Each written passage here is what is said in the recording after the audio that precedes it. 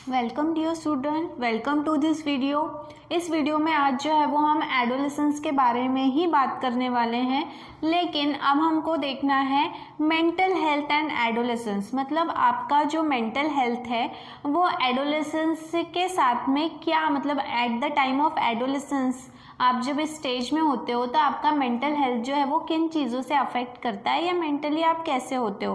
ठीक है ना। यहाँ पे देखो कि जैसे हमें पता है कि कंटिन्यूसली इस स्टेज में जो है वो आप इमोशनली प्लस सोशली आपके बॉडी के अंदर में बहुत सारे चेंजेस हो रहे हैं। मतलब आपके इमोशंस में चेंजेस आ रहे हैं और इसके साथ साथ उसकी वजह से आपके बिहेवियर में चेंजेस आ रहे हैं। ठीक है, तो उसकी वजह से जो है वो डायरेक्टली किसके ऊपर असर करता है, आपके मेंटल हेल्थ के ऊपर अफेक्ट करता है।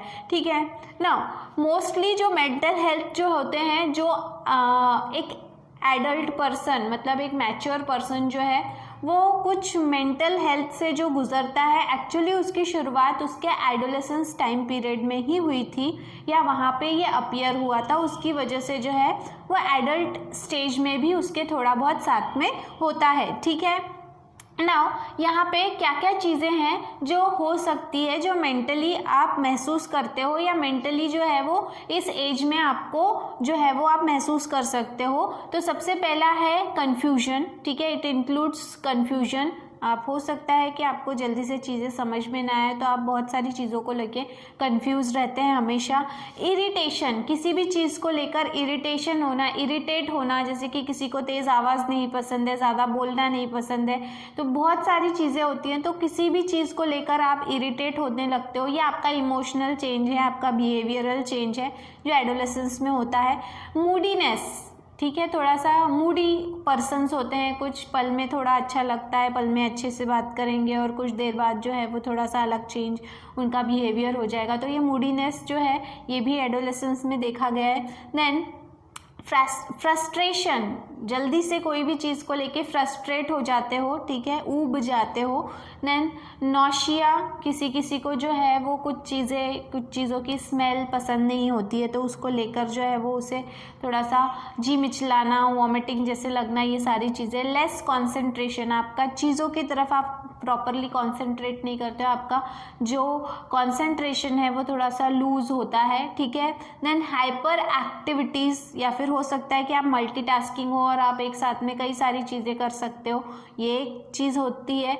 या फिर एंगर, मतलब गुस्सा, आपको जो है वो गुस्सा इस एज में ज़्यादा आता है और उसके बाद में ये गुस्सा हो सकता है, अगर आप उसको प्रॉपरली मैनेज ना कर पाए इस एज में तो वो आपके साथ में आपके एडल्ट तक भी रहता है, एडल्टहुड तक भी रहता है। देन इसके अलावा आपके लाइफस्टाइल जो है उसकी वजह से भी आपके ऊपर कुछ असर होता है, इफ़ेक्ट्स होते हैं। जैसे कि ओबेसिटी, हो सकता है कि आप फास्ट फूड खाना पसंद करते हो, लेज़ी हो, तो आप ओबेसिटी, मोटापा जो है वो बढ़ जाता है। एडिक्शन, अलग अलग प्रकार की चीज़ों का एडिक्शन हो जाना, लत लग जाना। एक्सीडेंट्स जो है वो इस आपका लाइफस्टाइल ऐसा है कि हाँ आपको थोड़ा सा दिखावा करना पसंद है ना, आपको कम एज में आप गाड़ी चला रहे हो, आपको मैनेज करते नहीं आ रहा है, ऐसे केसेस में जो है वो एक्सीडेंट हो जाते हैं। और ज़रूरी नहीं है गाड़ी वाला एक्सीडेंट, और भी कई प्रकार के दूसरे एक्सीडेंट्स भी जो हैं वो हो सकते हैं। ठीक है, आपके लाइफस्टाइल के ऊपर डिपेंड करता है वो। लीडिंग टू इल हेल्थ, ये सारी चीज़ें जो हैं फिर आपकी इल हेल्थ, मतलब यू आर नॉट हेल्दी, क्योंकि हमने जब ये चैप्टर शुरू किया था तभी बताया था कि हेल्थ की डेफिनेशन ना सिर्फ रोगों से मुक्त शरीर, बल्कि आप जो है वो फिजिकली, मेंटली और सोशली भी क्या होने चाहिए, नॉर्मल होने चाहिए, फिट होने चाहिए, तभी आपको एक हेल्दी पर्सन कहा जाएगा। तो अगर आप ये मेंटली सारी चीज़ों से गुजर रहे हो, that means you are not healthy. ठीक है, ये आपके हेल्थ को जो है वो खराब करता है। देन इसके बाद में mental illness in fact is in terms of different forms of depression like insomnia and loss of energy। इसके अलावा जो है वो मेंटल हेल्थ से जुड़ी हुई और भी चीज़ें हैं जिसे हम मेंटल इलनेस कहते हैं। तो मेंटल इलनेस में सिर्फ पागलपन नहीं होता, इसके अलावा जो है हो सकता है आप किसी डिप्रेशन से गुजर रहे हो, या फिर इंसोम्निया, डिप्रेशन की वजह से आपको रात को नींद नहीं आती। इंसोम्निया का मतलब है रात भर नींद ना आना, ठीक है। एंड लॉस ऑफ एनर्जी, और आप बहुत लो फील करते हो, आपके शरीर में एनर्जी नहीं है, आप कुछ करने की इच्छा नहीं रखते हो, इस तरह का भी मेंटल इलनेस होता है। Then mental illness is also associated with psychological और बिहेवियरल मैनिफेस्टेशन, मतलब साइकोलॉजिकल कनेक्शन है इसका, बिहेवियरल कनेक्शन है। आपका मेंटल हेल्थ जो है वो आपके बिहेवियर में झलकता है, आपके बिहेवियर से पता चलता है कि आप मेंटली काम हो या नहीं, आप मेंटली जो है वो नॉर्मल हो या नहीं, आप मेंटली जो है वो शांत हो या नहीं, ठीक है। तो यहाँ पर इस चीज़ को जो है मेंटल इलनेस को 2 कैटेगरी में डिवाइड किया गया है, एक है साइकोज और दूसरा है न्यूरोज, ठीक है। तो पहला हम बात करेंगे साइकोज के बारे में। तो साइकोज जो है वो इंक्लूड करते हैं delusions, hallucinations, disturbance in the thinking process. यहाँ पे इसका मतलब होता है हेल्यूसिनेशन या डिल्यूशन का मतलब होता है कि अपने ही ख्यालों में जो है वो डूबे रहना। हेल्यूसिनेशन का मतलब भ्रम कहा जाता है उसे, जैसे जादूगर जो है वो आपको जादू दिखाता है और आपको ऐसा लगता है कि वो सही में एक जादू कर रहा है, लेकिन एक्चुअली वो ट्रिक होती है, तो वो आपका क्या है, भ्रम है। तो हेल्यूसिनेशन मतलब होता है भ्रम, कि आपको कुछ चीज़ नहीं भी है तो भी आप उसको जो है वो महसूस कर रहे हो और बोल रहे हो कि नहीं ये है या ये ऐसा है या वैसा है, तो उसे कहते हैं हेल्यूसिनेशन। तो वो भी एक प्रकार का मेंटल इलनेस है। इसके अलावा जो आप थिंकिंग प्रोसेस है उसमें डिस्टर्बेंस, जो आप सोचते हो उसमें थोड़ा सा डिस्टर्बेंस आपको महसूस होता है, आप प्रॉपरली सोच नहीं पाते हो, ठीक है। तो ये एक चीज़ है। देन इसके बाद में साइकोज जो है it leads to Alzheimer disease, that is मतलब उसके टाइप्स हैं सिजोफ्रेनिया, डिप्रेसिव साइकोसिस एक्सेट्रा। तो अल्जाइमर जो है एक्चुअली ये आपके थिंकिंग प्रोसेस से जुड़ा हुआ एक पार्ट है या डिसऑर्डर है, जिसमें सिजोफ्रेनिया जो है ये अभी आपने रिसेंटली देखा होगा, बहुत ज़्यादा ये एक केस है जो बहुत ज़्यादा मीडिया में चल रहा है, सोशल मीडिया में बोलो तो वो है सुशांत सिंह राजपूत का जो उसका जो डेथ है या सुसाइड है, वॉट एवर इट इज़। तो ये कहा जा रहा है कि he was suffering from a mental depression या फिर मेंटल डिसऑर्डर से वो सफ़र कर रहा था, और उस डिसीज़ का नाम बताया है सिजोफ्रेनिया, ठीक है। तो ये जो डिसीज़ है, पता नहीं ये सच है या नहीं, हम उस चीज़ को डिस्कस नहीं कर रहे हैं, ओनली सिर्फ लिंक करने के लिए मैंने एग्जांपल दिया। यहाँ पर जो है इस डिसीज़ में जो पर्सन है वो बहुत ही लोनली फील करता है और बहुत लो फील करता है, उसे अकेले रहना पसंद होता है, ज़्यादा वो अपनी बातें शेयर नहीं करता, और भी बहुत सारी इसके चीज़ें हैं, इसके बहुत सारे सिम्टम्स हैं। देन डिप्रेसिव साइकोसिस, अगेन डिप्रेशन में जाना, ठीक है, डिप्रेसिव मोड में चले जाना ये। देन इसके बाद में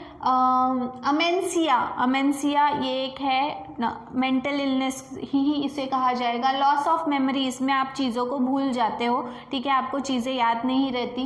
देन इसके बाद में बुलिमिया, मतलब आप कोई भी चीज़ जो है वो आप फूडी हो जाते हो, आपको समझ में नहीं आता, आप कोई भी चीज़ खाते चले जाते हो। जैसे कभी किसी को जो है वो कोई गुस्सा आ जाएगा तो वो खाने बैठ जाएगा, कुछ बात हो गई तो वो खाने बैठ जाएगा, इस तरह का होता है।